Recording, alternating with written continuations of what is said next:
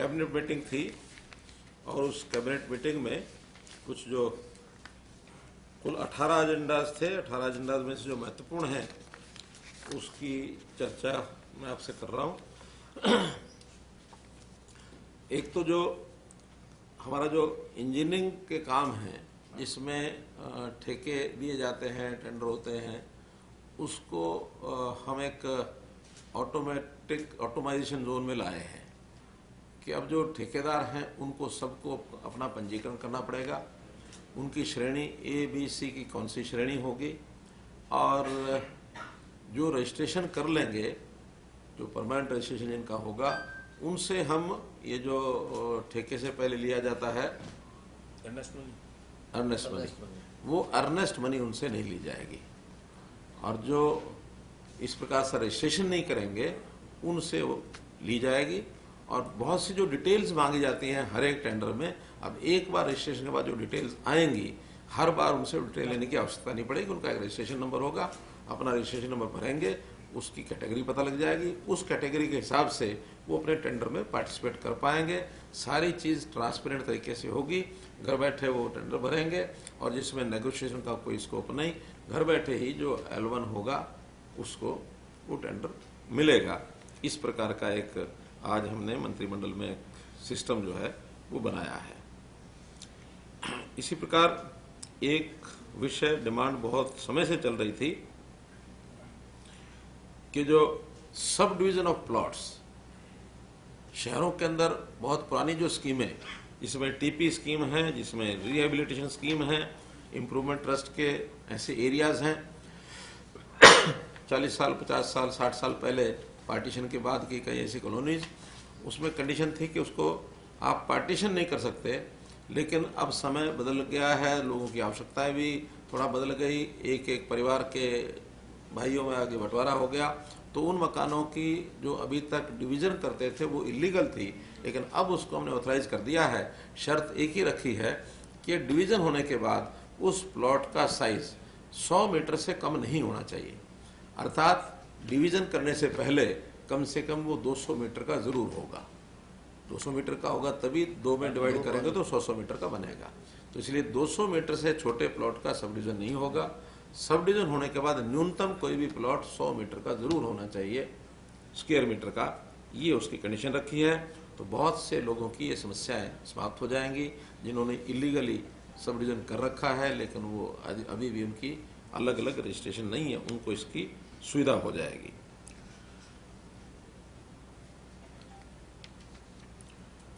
Transport department की एक थोड़ी अनोमली थी कि ग्रुप डी के जो सर्विस रूल्स हैं, हमने जो नए सर्विस रूल्स बनाए थे ग्रुप डी में, उसमें कोई भी ग्रुप डी का कर्मचारी किसी दूसरे विभाग में भी ट्रांसफर हो सकता है, लेकिन बाकी विभागों ने सब कर लिया था, ट्रांसपोर्ट का भी रह गया था। अब ट्रांसपोर्ट डिपार्टमेंट के भी ग्रुप डी के कर्मचारी वो इंटर डिपार्टमेंटल उनके ट्रांसफर हो सकेंगे। एक कैडर है वो ग्रुप डी का ये बनाया है, एक ये इसमें अमेंडमेंट की है। हमारी जो टाउन कंट्री प्लानिंग की policy NILP, new integrated licensing policy, इसमें साइज जो पहले था वो शहरों के हिसाब से, कैटेगरी के हिसाब से, कहीं 25 एकड़ था, कहीं 15 एकड़ था, ऐसे साइज के लाइसेंसिंग की पॉलिसी थी।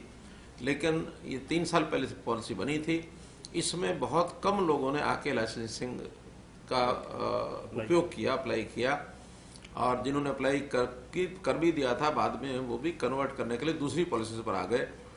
जानकारी ये मिली कि साइज बड़े हैं, इस साइज को थोड़ा कम किया जाए, तो उस साइज को अब हमने 10 एकड़ और 5 एकड़, जो बड़े शहर हैं उसमें 10 एकड़, जो छोटे शहर हैं उसमें 5 एकड़ तक भी वो लाइसेंस ले सकेंगे, ताकि इस NILP पॉलिसी का लाभ उठा सकें।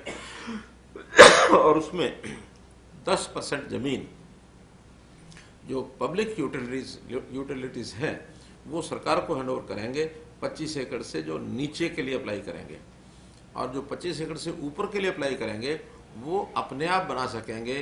कहीं स्कूल बनाना है, कहीं कम्युनिटी सेंटर बनाना है, इस प्रकार के जो सारे पब्लिक यूटिलिटीज के जितने भी आवश्यकताएं हैं वो लोग स्वयं कर सकेंगे, लेकिन 25 एकड़ से नीचे 10 एकड़ और 5 एकड़ की जो न्यूनतम हमने रखी है उसमें केवल 10% लैंड हरियाणा को वो सरकार को दे देंगे, कंट्री प्लानिंग को, वो अपने आप फिर वो सुविधाएं और सरकार उनको करके देगी। एक पॉलिसी हमने बनाई है aerospace and defence production policy. जहां जहां हमारे एयर स्ट्रिप्स हैं, एयरपोर्ट, और जैसे हिसार का नया डेवलप हो रहा है तो वहाँ एरोस्पेस और एरोस्पेस की जो इंस्टीट्यूशंस वो आए, डिफेंस के प्रोडक्शन के लिए वो आए, उनके लिए स्पेशल कुछ ग्रांट्स। वैसे तो हमारी जो हीप पॉलिसी है Haryana entrepreneurs and enterprises policy, उसमें कुछ कंसेशंस हैं, लेकिन डिफेंस प्रोडक्शन के इस सेक्टर को और एरोस्पेस के सेक्टर को और बढ़ावा देने के लिए कुछ स्पेशल प्रोविजंस किए हैं, जिसके अंदर ग्रुप सी, बी, सी, डी, इसमें वो सारी सहूलतें दी हैं। ग्रुप ए में नहीं दी हैं। ए का एरिया हमको लगता है कि भाई बहुत अच्छा विकसित हो गया, इंडस्ट्री बहुत हो गई, आज आवश्यकता हमको बी, सी और डी में ज़्यादा है। तो एम्प्लॉयमेंट के लिए जैसे 48,000 रुपया एक एम्प्लॉई को, हरियाणा के एम्प्लॉई को रखते हैं, तो 7 साल तक 48,000 रुपया प्रति वर्ष उस इंडस्ट्री को और रिबेट दी जाएगी, यानी उसको इंसेंटिव दिया जाएगा। और ऐसे ही जीएसटी का भी ग्रुप यानी सेक्टर डी में 100% 10 साल के लिए ग्रुप डी में उनको रिएम्बर्समेंट होगी, एसजीएसटी स्टेट का जो जीएसटी है, और वो जो सी है उसमें 75% होगा, कुछ कम वर्ष के लिए है। बी में 50% है, वो भी कुछ कम वर्ष के लिए है। तो बी, सी, डी उत्तरोत्तर ज़्यादा कंसेशन उनको किए हैं ताकि इंटीरियर में भी, ग्रामीण क्षेत्र में भी उस इंडस्ट्री का और लाभ हो सके। एक हादसी में आजकल हमने देखा, कई अखबारों में छापा भी है उसको, कि डंपिंग ग्राउंड का एक एजिटेशन वहाँ चल रहा है। कुछ गाँव के लोगों ने एतराज़ किया, लेकिन वहाँ एग्रीकल्चर डिपार्टमेंट की कोई 17 एकड़ ज़मीन थी, वो हमने कलेक्ट्रेट पर म्यूनसिपैलिटी हांसी को वो ट्रांसफ़र कर दी है ताकि वहाँ एक डंपिंग ग्राउंड ये बनाया जा सके। 17 एकड़ एक मरला। और एक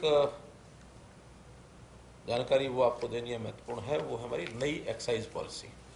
तो नई एक्साइज पॉलिसी ये हमने आज मंत्रिमंडल में फाइनल कर दी है।